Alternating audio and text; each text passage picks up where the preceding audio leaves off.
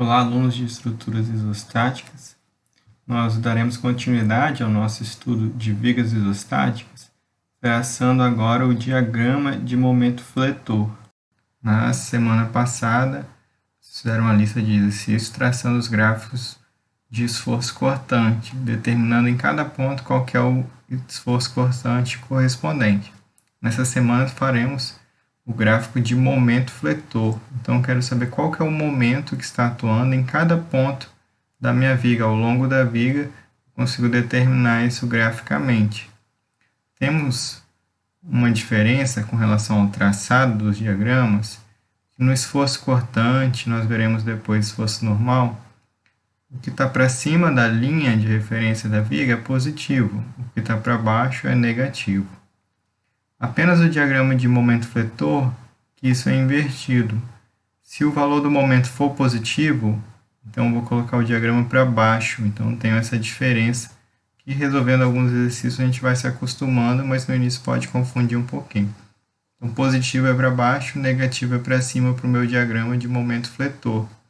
Os passos são os mesmos que nós seguimos para o diagrama de esforço cortante, determinando os pontos chaves, que é início e fim de estruturas, seções onde tem forças ou momentos concentrados, apoios, início e fim de carga distribuída.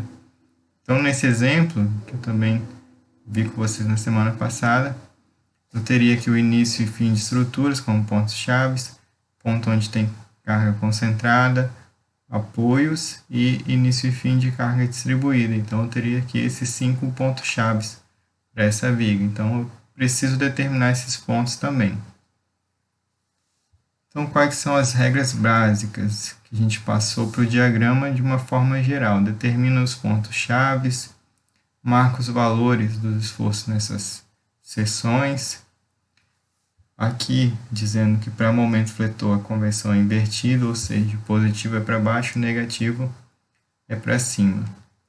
E para o momento, os valores encontrados nas seções são ligados por linhas retas. Geralmente essas linhas são inclinadas. Para os trechos onde eu não tenho carga distribuída aplicada. Quando eu tiver uma carga distribuída, para o momento fletor, ele vai ser uma linha reta, a gente vai ligar através de uma parábola. Tem um vídeo que eu vou estar colocando explicando por que o gráfico fica no formato de uma parábola. Mas para resolver esse primeiro exercício, que a gente não tem carga distribuída, a gente vai estar vendo agora um exemplo com cargas concentradas. Lembrando na nossa convenção de sinal, agora para momento fletor, vamos estar analisando a nossa estrutura pela esquerda, para não confundir com relação a sinal. Então, vou estar adotando o sentido horário positivo ou anti-horário negativo. Adotando esses sentidos, a gente vai analisar a nossa estrutura pelo lado esquerdo. Então, nosso primeiro exemplo, que veremos com cargas concentradas, como eu disse, depois eu vou estar colocando um vídeo sobre o diagrama de uma viga com carga distribuída, mostrando o porquê do formato de parábola, e depois um exemplo com aplicação de carga distribuída. Então, o nosso primeiro exemplo é uma viga com apoio de segundo gênero, apoio de primeiro gênero, com essas 3 cargas concentradas. Nós vimos o vídeo realizando o diagrama de esforço cortante dessa viga e agora como que será o diagrama de momento fletor. O primeiro passo é o mesmo, eu calculo as reações de apoio através das 3 equações da estática. Então tenho o meu VA, o HA e o meu VB, determinando através das equações, somatória de forças horizontais igual a 0, eu determino o HA, somatória de forças verticais de momento, eu acho o meu VA e VB.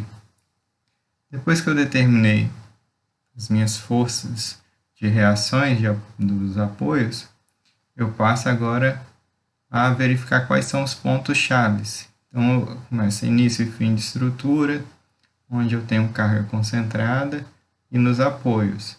Então, eu tenho aqui 5 pontos chaves para essa minha viga, como vimos anteriormente também.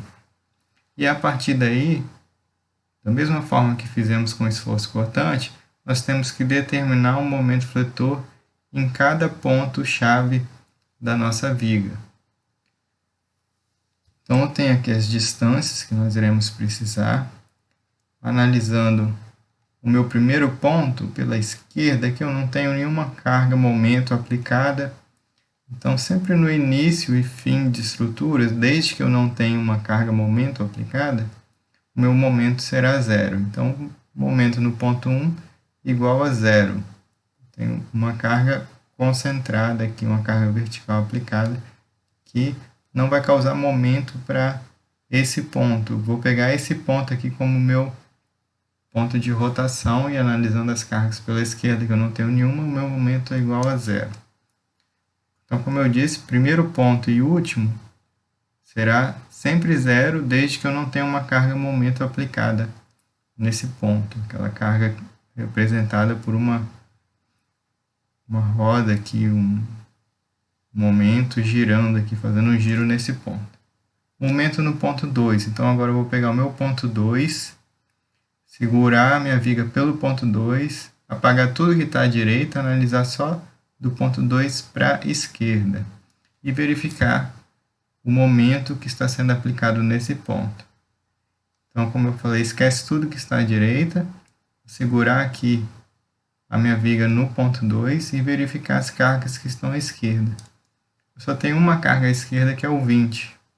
Então, o momento é força vezes distância. Minha força é 20, a distância 1 metro. Então, tenho o meu momento 20 vezes 1. Se eu segurar aqui no ponto 2 e aplicar essa carga, ele vai tender a girar no sentido anti-horário. Então, lembrando da nossa convenção de sinal, sentido horário positivo, anti-horário negativo. Por isso aqui, menos 20 vezes 1, meu momento é menos 20 kN. Meu ponto 3 agora, eu vou segurar minha viga no meu ponto 3, esqueço tudo que está à direita e analisar o giro que as forças à esquerda vão tender com relação a esse ponto. Então, segurei aqui no ponto 3 e vou verificar. A primeira carga é o 20 para baixo. Então, tem aqui menos 20, porque vai tender a girar o ponto 3. Eu estou segurando agora no ponto 3. Vai tender a girar no sentido anti-horário.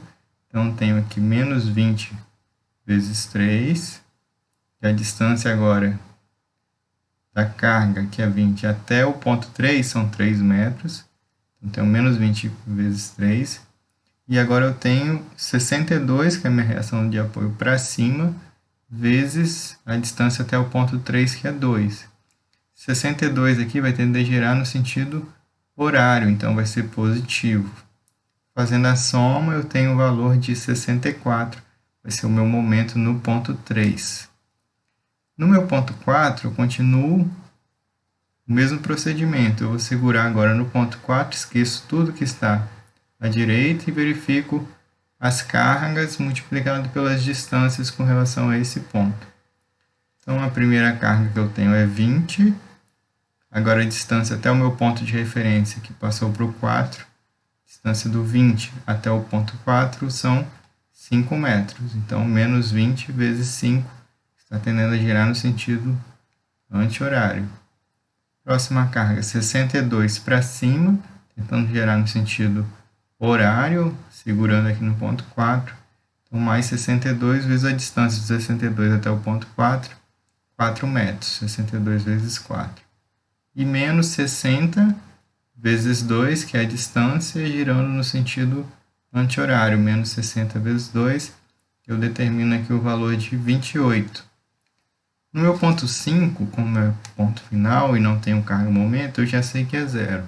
Mas só para verificar, analisando pela esquerda, pela direita a gente já vê que seria zero. Analisando pela esquerda, eu teria menos 20 vezes 6, que é a distância do 20 até o meu ponto 5, mais 62 vezes 5, menos 60 vezes 3, menos 10 vezes 1. Fazendo essa soma, eu vou encontrar zero. Não precisa fazer esse último ponto, essa soma toda, porque vocês já podem diretamente botar aqui no último ponto o valor vai ser 0. Então, determinei o diagrama em cada ponto. E agora vamos fazer o traçado da mesma forma como fizemos em esforço cortante. Então, eu vou começar o meu primeiro ponto, o momento começa em 0. E aí eu vou para o meu segundo ponto e marcar qual que vai ser o momento. No caso, menos 20. Como é menos, lembrando que momento é invertido, o negativo é para cima.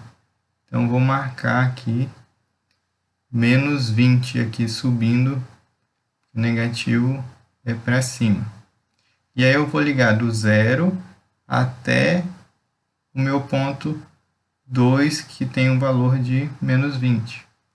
Então, eu começo traçando meu diagrama, ligando através de uma reta, porque eu não tenho carga distribuída nesse trecho. Liguei através de uma reta, já comecei a traçar o meu gráfico. Momento no ponto 3 deu mais 64. Então, se é positivo, vai ser para baixo. E aí eu vou traçar uma reta do ponto 2 até o ponto 3, do valor de menos 20 até 64. Então, marquei aqui, tracei essa reta. Próximo ponto 4, o valor é de 28. Então, marco aqui no ponto 4 o valor de mais 28 e traço aqui uma reta do 64 até o 28. E meu último ponto, que é 0, eu traço a última reta até o ponto 0. Então, eu tenho aqui o meu diagrama, esse trecho aqui é positivo e esse trecho negativo. Seria o meu diagrama de momento fletor para esse exemplo. A gente só tem cargas concentradas, então eu ligo sempre através de retas, porque eu não tenho nenhuma carga distribuída em nenhum trecho. No exemplo 2, a gente vai ver como que seria o traçado do gráfico com cargas distribuídas.